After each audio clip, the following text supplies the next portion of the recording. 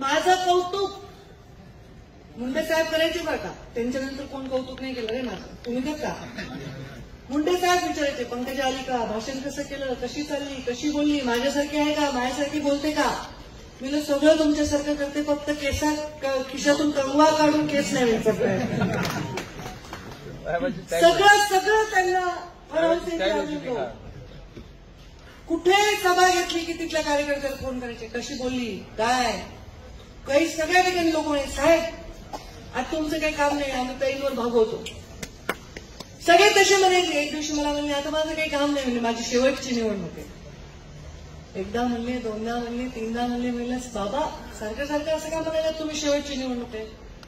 तर मला म्हणले त्या हातात समाज म्हणजे जात नाही बरं का, जात नाही.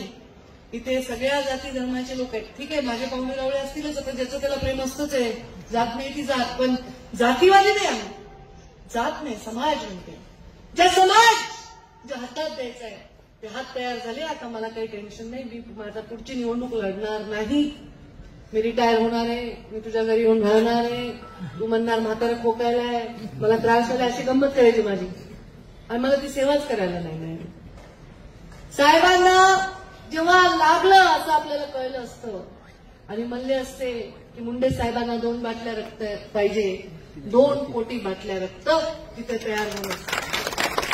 तर संधीच नाही मिळाली, संधी नाही मिळाली. तेव्हा मी राजकारणात काम करते बघा. राजकारण आहे, राजकारण म्हणजे गढूळ पाण्यात कपडे धुण्यासारखे. त्याच्यात पुन्हा मी त्रुटी फिरवून फिरवून किती फिरवू.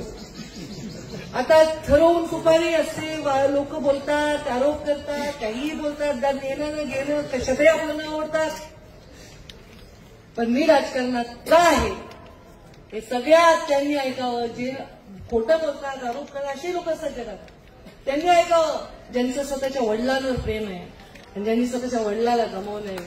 माझ्या तुमच्या नजरेत जे गोपीनाथ मुंडे मला दिसतात आणि जे मला बघतात ना, ती नजर खाली न जाऊ देण्यासाठी मी राजकारणात